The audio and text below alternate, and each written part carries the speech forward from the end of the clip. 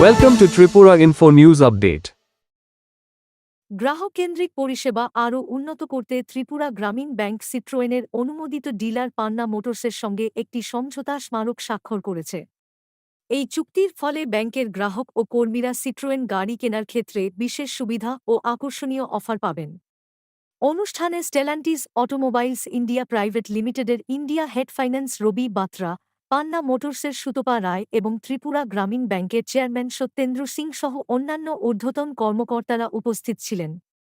Bank কর্তৃপক্ষ জানায়, এই কৌশলগত অংশীদারিত্ব গ্রাহকদের জন্য অতিরিক্ত মূল্য সংযোজন করবে এবং উন্নত উদ্ভাবনী ব্যাংকিং পরিষেবা প্রদানের প্রতিশ্রুতিকে আরও শক্তিশালী করবে।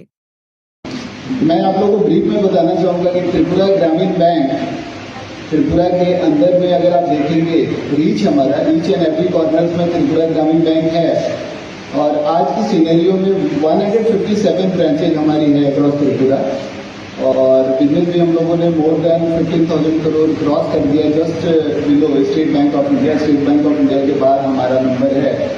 और इसके अलावा हम लोग करीब 487 हमारे कस्टमर सर्विस पॉइंट भी है जो कस्टमर को सेवाएं हम लोग दे रहे हैं।